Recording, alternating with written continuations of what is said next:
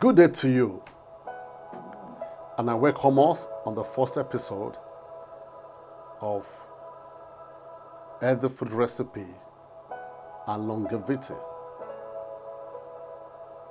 I'll be starting this interaction by giving us one of the most fascinating quotes I've ever come across in my life.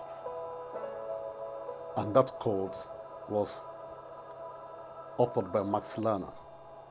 It says, "The best thing about lying late in bed is that you learn to distinguish between trivial things and the real things.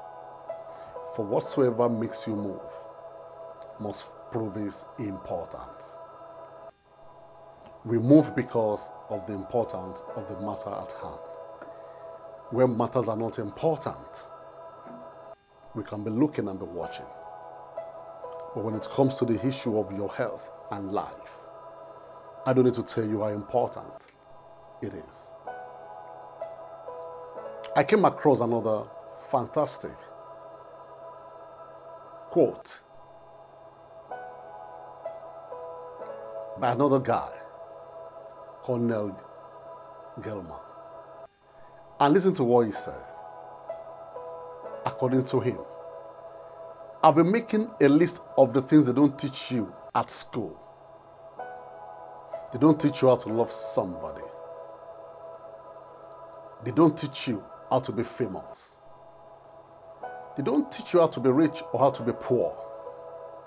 They don't teach you how to walk away from someone you don't love any longer. They don't teach you how to know what is going on in someone else's mind. They don't teach you what to say to someone who is down. They don't teach you anything worth knowing." Neil Gaiman is from The Sandman. So I add one to his list. They hardly teach us what we should eat or how we should eat. Some people are naturally fortunate because of exposure and where they grew up, but many people die from what they eat. You heard me right? People did not die from witchcraft or whatever. Most people actually die from what they eat. It is called lifestyle in medicine. We can reduce the number of people dying from what they eat or what they love to eat that is gradually killing them, and get more people on the longevity list. At times, the things we eat can kill us, and the things we love to eat can destroy us. And let me say this from this very beginning, it's very important. So many things can be replaced or repaired in life. You can replace your house, you can replace your dresses, you can change your cars, you can repair your electronics, you can replace or repair your phones. You see, the body as it is one of the things we have ability to repair or to replace. So we need to be very careful how we use it. And our body is like a machine that is running every day. What you put in, the oil you put in to service it is very important. And the fuel, the gas you put in is also very important. But let me ask you, what is more important to you? Your career, your business, your bank account, probably your beautiful look, your degrees, your certificates, your vehicles, your mansions, your estates. Don't you think your life is more important than all these ones? And if your life is important, then that means you will agree with me that health is wealth. Also, let us know that there is a how for everything we do in life. You can read well to pass your examinations. Some people read just to pass. Others read to understand and to defend the certificates. You can drive well by knowing how to drive. You can school well. You can know how to dress and know good dressing combinations. You can also add this to it. There is a how to eat well, to ensure that you do not cut short your days in life. The question is, what do we mean by how? How is in what way or manner, or by what means something is done? How does it work? How is also used to ask questions about condition or quality of something. How are you? Are you all right? Have you eaten? How is your family? How is work? How is work? How was the night? How are your parents? So these are questions preceded by how, and they can help us to know about something. Now, I am not a dietitian or nutritionist, so I won't be doing food on this program. We're going to be talking about the best food you can eat based on your blood group, genotype, so that you will not keep on killing yourself and run into a hospital for treatment. So when we say recipe and we're not going to cook food, what do we mean? In our own context, recipe simply means something which is likely to lead to a particular outcome. And that outcome is that you're not going to die young, at least by what you eat. You have to be mindful of what you eat. Several people have been eating to their detriment and to their death. But we want to change those narratives through this series. So the question is, what is it about eating well? If your answer is good as mine, that the most important thing to you is your life, then you must learn how to eat well so that life can be better for you. Life is very complex, and most things that happen to us in life are not controlled by us. There are some variables that are within our power, our reach, that we can handle them very well and make the best out of life. In every business environment, we look at what is called SWOT: strength, weaknesses, opportunity, and threats. There are some variables that you can control. There are some you cannot control. Those you can control, you can influence them and maximize the result so that you can reduce the deficiency of those you cannot control. For example, you and I, as it were, did not control the length of the days we will live on earth. That one is not given to us to know. We didn't decide the day we were born. We are not the one that will decide the day we are going to die. We did not control where we were born and what our parents were. We did not also control our siblings. We didn't choose them. Nature just dropped them on our laps. If you were asked before you were born, where would you love to be born? Most of us would have preferred to be born in other places rather than where we were born. But you know what? You can control your rest. You can control how many hours you rest or sleep. You can manage the food you take and ensure you eat right. You can control so many other things, like doing exercise. That is why I admonish that enough of death by purchase. Someone may ask, what is death by instrumental purchase? When somebody uses his or her hard-earned money to procure food, that is turning into gradual poison.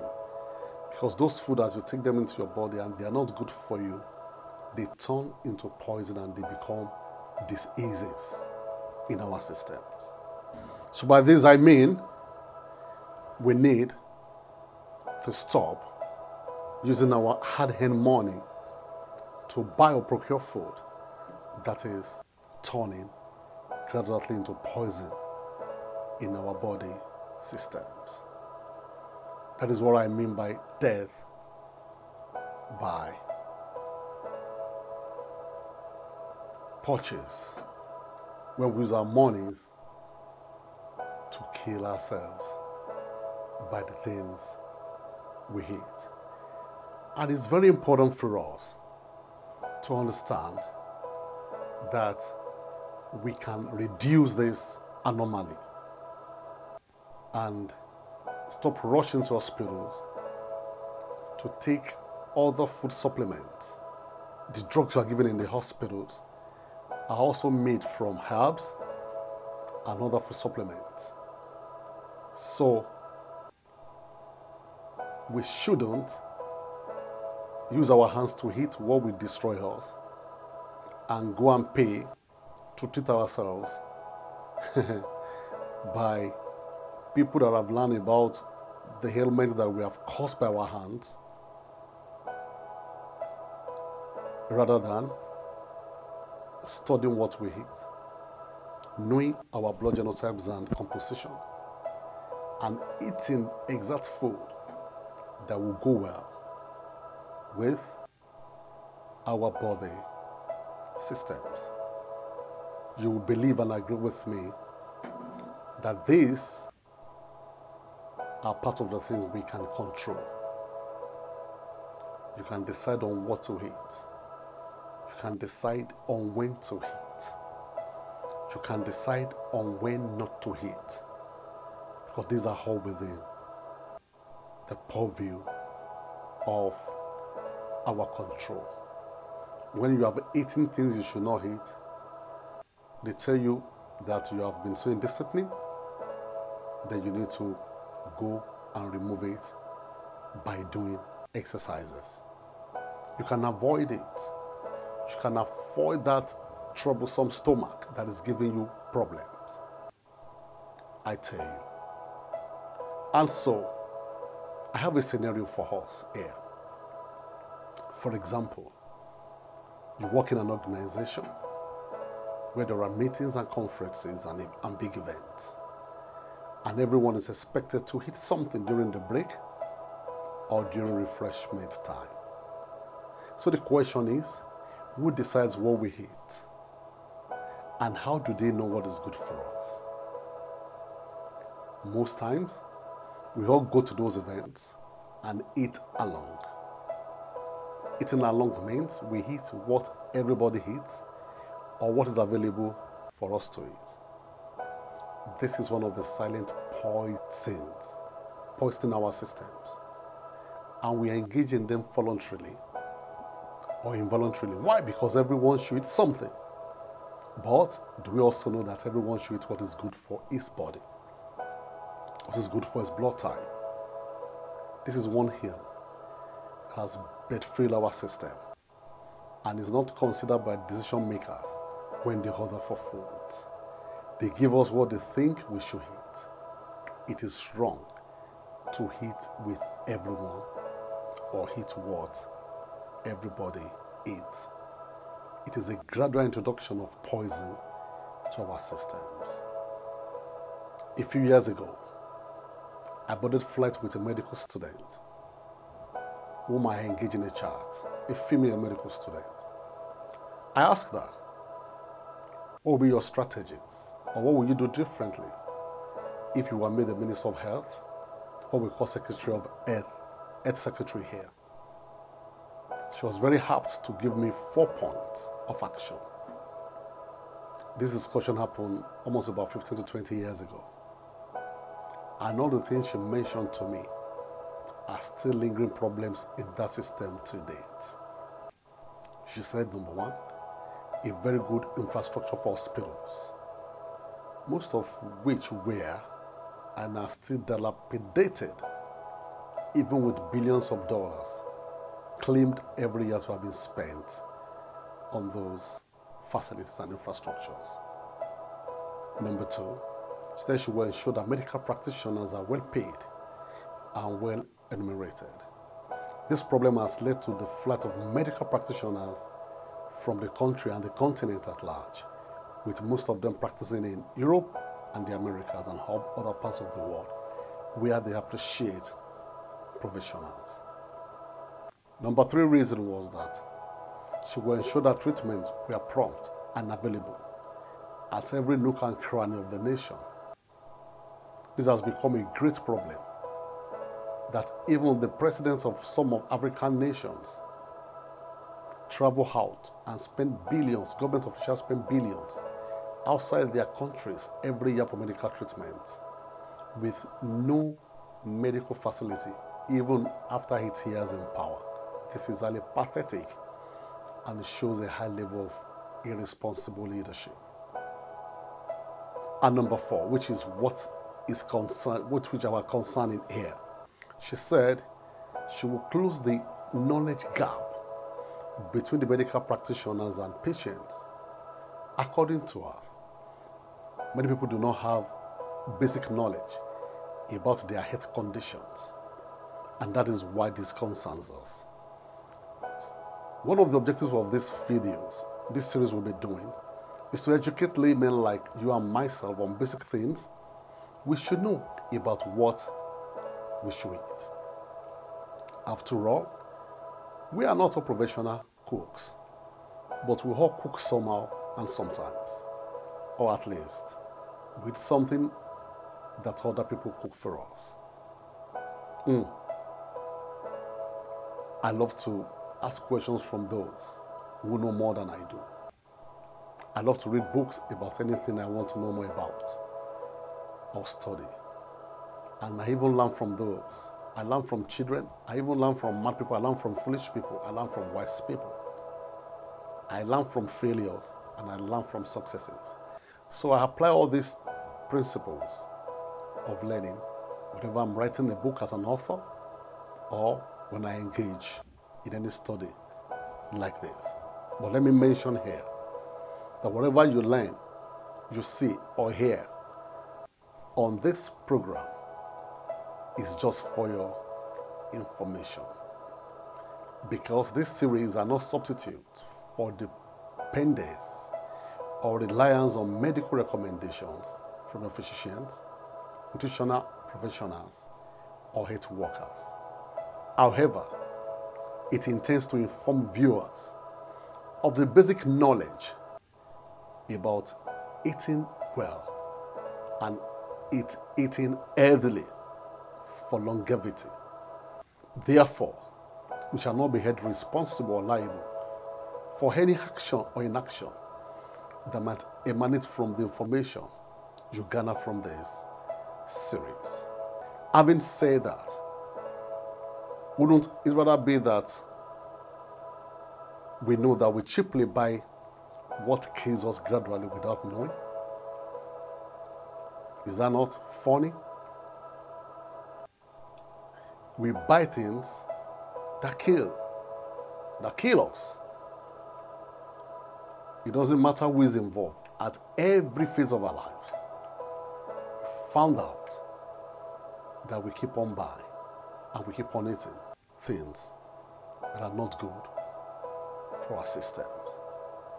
Like I said the other time, and we need to go to people, we need to pay them to help us to flush out those things or to treat us from those bad things that we have taken into our systems.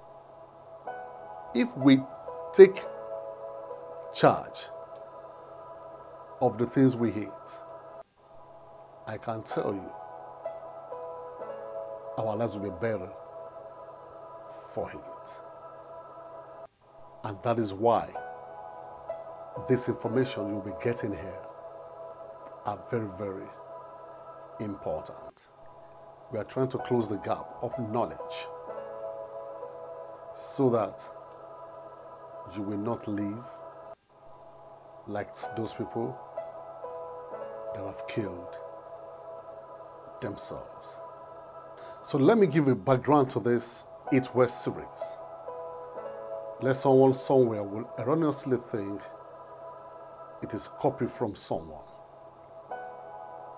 I don't steal people's ideas and I don't move if it is not important. Someone has sent me a WhatsApp message from Africa where a woman spoke with so much audacity and addressing a group of people about what you should eat, why you should not eat certain food because it doesn't work with your genotype. This message got me so much vaccinated because I wanted to hear more and learn more. And because this woman was talking with so much authority, so I was angry that the message did not end in the message I got. But somehow the woman gave her phone number and I tried to reach out to her in Africa, but I couldn't get her. I wanted to interview her and I wanted to hear more and learn more, and I wanted her to really talk about this. But I couldn't reach her, and this kept me thinking. And suddenly I remember that my wife had bought a book sometimes on something like this. And that was what brought about my inquisitiveness on this subject matter. I became so inquisitive and I started finding out more about this. So after that, I went on a few weeks of research and I dropped the idea. I felt like I'm not a medical doctor. Why do I need to give myself any headache into trying to learn or talk about something that is so professional? I dropped it and I forgot about it. Then something happened. I'd gone to visit a couple in Maryland. And accidentally, the time I went there was when their pastor passed on due to one terminal sickness. But in the course of talking, we started talking about a lot of issues, and I started telling them that, you know what? We should understand what we eat, and we should know a little bit about our health conditions. So the wife of my host, being pregnant with her 5th child, caught my attention. I asked her, Madam, what do you know about your health? And she jokingly said, honestly speaking, I just got to know about my blood group and genotype during this my 5th pregnancy. Oh my God, that is the life most of us are living. We know practically nothing about our health conditions, and we should know. Not until they tell us in the hospitals. We should study and find out basic things about what we go through. And then a gentleman with high blood pressure, I got to know about him, and the wife told me that I should talk to the husband because he keeps on eating certain food that are not good for him. And that caught my attention that we need to go on this particular pathway. Now, just a few days ago, before this recording was made, and this is the one that triggered me, someone very close to me, an acquaintance, had been rushed to the hospital in the United States. What happened to him? High blood pressure. After all tests were carried out on him, they found out that he will need to have a complete change of lifestyle change. He needs to change his diet. And that tells me that we have a long way to go. People are having running battles and they only need to change their diet. That was what brought this alert in me, that several million of people have not died from witchcraft or enemies from the village, but from what they eat. And what I call dietary illiteracy is what is killing both young and old, big and small, rich and poor, illiterate and non-illiterate. There are people on high blood pressure medications with no improvement. What do they need to do? They should just change what they eat. They need to change their diet, rest more, and exercise daily. And you discover that when you do this, some of those sicknesses and diseases will just fizzle out. And that is why we are where we are today. This message is not only good for you. Make sure you send it to everybody so that we stop having the cases of people just slumping and die and we don't know what happened. Somebody say, God forbid. And we should also forbid it. So I picked this book that my wife bought. And this book opened my eyes to several other issues.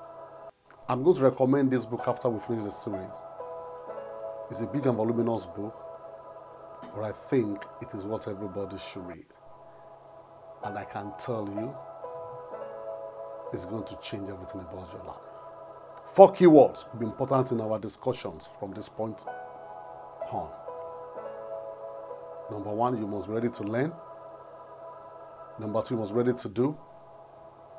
Number 3, discipline. Number 4, continuity. I have a few questions for us in this very introductory episode because the next episode will blow your mind. How many people know and agree with me that health is wealth?